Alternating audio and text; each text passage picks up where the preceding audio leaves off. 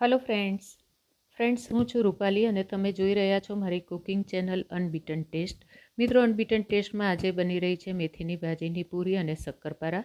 તો જો ચેનલ હજી સબસ્ક્રાઈબ ન કરી હોય તો ઝડપથી કરી લો. તો રેસીપી શરૂ કરીએ. અહીં તમે જોઈ રહ્યા છો મેથીની ભાજી છે. આ નાની મેથીની ભાજી છે. પ્રમાણમાં થોડી મોટી મેથીની ભાજી કરતાં આ કડવી આવે છે. અને બીજી આ મોટી મેથીની ભાજી છે, તમે જોઈ શકો છો. તો અહીં મેં આ મોટી મેથીની ભાજી લીધી છે. 500 ગ્રામ ભાજી લઈ તેના પાંદડા લઈ અને એને સમારીને સાફ કરી લીધા છે. અને ઉકળતા પાણીની અંદર આ સમારેલી ભાજી મેં નાખી દીધી છે. પાણીની અંદર મેં મીઠું કે સોડા કશું નાખ્યું નથી. હવે આ ભાજી ઉકાળવાનું કારણ શું છે હું તમને જણાવું કે જ્યારે આપણે મેથીની પૂરી કે મેથીની શક્કરપારા બનાવીએ છીએ ત્યારે જો ભાજી આ રીતે ઉકાળેલી ન હોય તો તળતી વખતે આ પાંદડા તતડી અને પૂરી કે શક્કરપારામાંથી છૂટા પડી જાય છે. જો તમે આ પ્રમાણે ઉકાળીને નાખશો તો પાંદડા તમારી પૂરી અને શક્કરપારામાં અકબંધ રહેશે.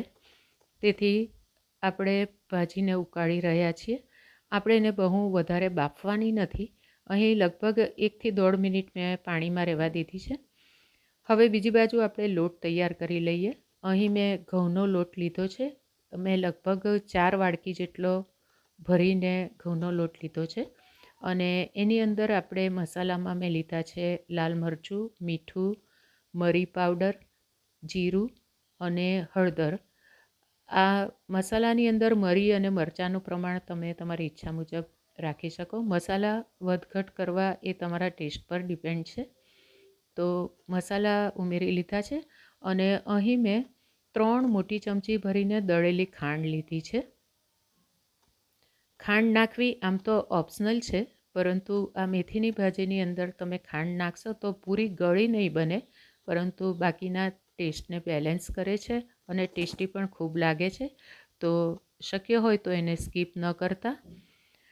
હવે આપણે આ લોટની અંદર 2 મોટા ચમચા ભરી અને ઘી ઉમેરીએ છીએ.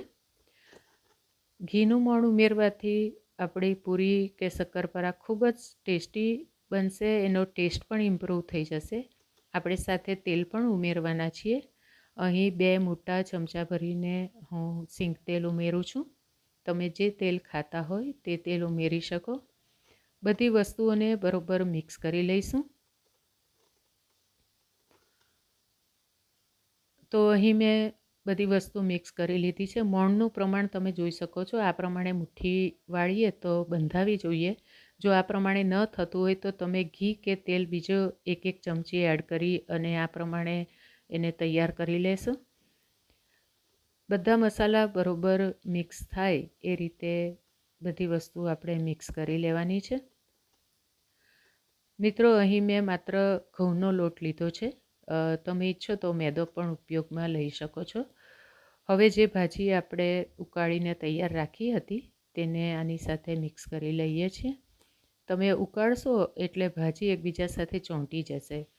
તો ભાજીને ધીરે ધીરે છૂટા પાડતા જવાનું અને લોટની અંદર બરોબર મિક્સ કરતા જવાનું, જેથી બધી ભાજી એક જગ્યા પર મિક્સ ન થઈ જાય.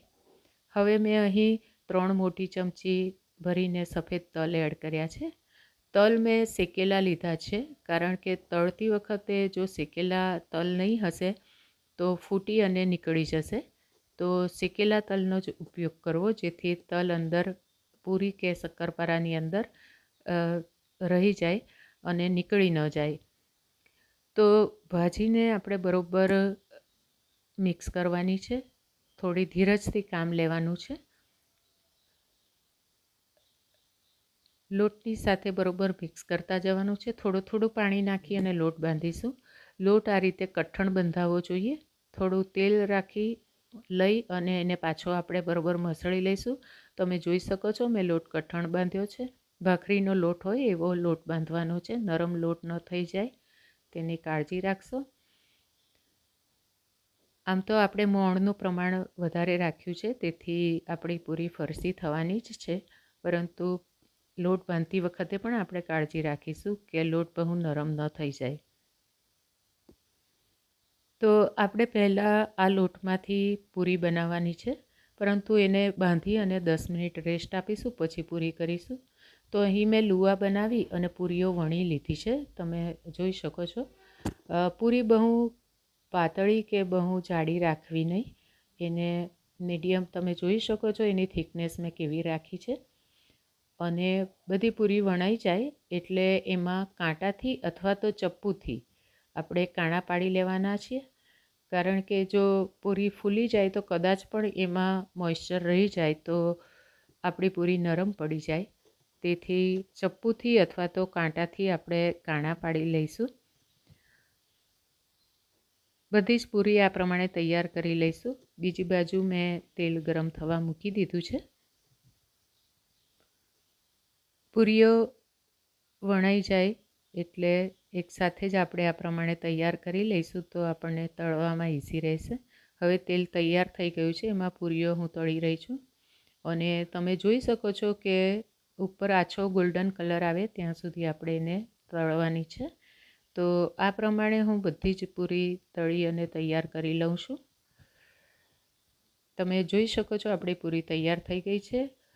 ખૂબ જ દેખાવમાં તો સરસ છે જ, ટેસ્ટમાં પણ છે. અને તમને હું તોડીને બતાવું, આ એકદમ ફરસી પણ બની છે.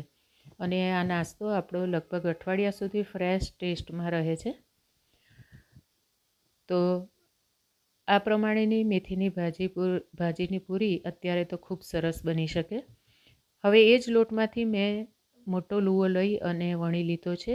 પૂરી કરતાં મેં થોડો પાતળો વણ્યો છે આ લુવો, કારણ કે આપણે આમાં કાણા પાડવાના નથી. તો શક્કરપારા બનાવવા માટે મેં ચારે બાજુથી ધાર કટ કરી લીધી છે, જેથી સારી રીતે આપણે શેપ આપી શકીએ. તમે થિકનેસ જોઈ શકો છો, પૂરી કરતાં મેં થોડી પાતળી રાખી છે. હવે આપણને જે સાઇઝના શક્કરપારા જોઈતા હોય તે પ્રમાણે આપણે એને કટ લગાવી લઈશું.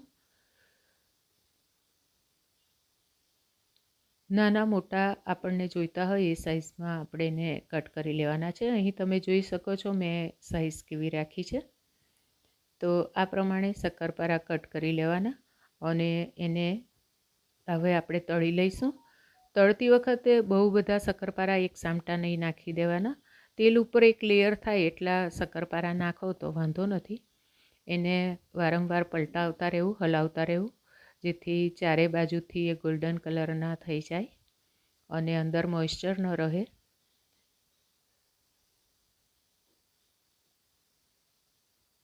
મીડિયમ ટુ હાઈ ફ્લેમ પર આપણે શક્કરપારાને તળીશું. શરૂઆતમાં એને આપણે મીડિયમ ફ્લેમ પર જ તળીશું. તો આ પ્રમાણે આપણે બધા શક્કરપારા તળી અને તૈયાર કરી લઈશું. તો તૈયાર છે આપણા શક્કરપારા અને પૂરી. ખૂબ જ ટેસ્ટી આ નાસ્તો છે. બાળકોને પણ ખૂબ ગમશે અને મોટાને તો ગમે જ. તો અત્યારે મેથીની સિઝન છે, તો જરૂર એકવાર ટ્રાય કરો અને નાસ્તો તૈયાર કરી અને ટેસ્ટ કરી અને મને જરૂર જણાવો કે નાસ્તો તમને કેવો લાગ્યો. જો રેસીપી પસંદ આવી હોય તો કોમેન્ટમાં જરૂર જણાવશો. બીજી કઈ રેસીપી જોવા માગો છો જરૂર જણાવશો. અને જો ચેનલ હજી મારી સબસ્ક્રાઈબ ન કરી હોય તો લાઇક, શેર અને સબસ્ક્રાઈબ જરૂરથી કરજો. ફરી મળીશું આવી જ કોઈ મસ્ત વાનગી સાથે. ત્યાં સુધી ટેક કેર. Bye bye.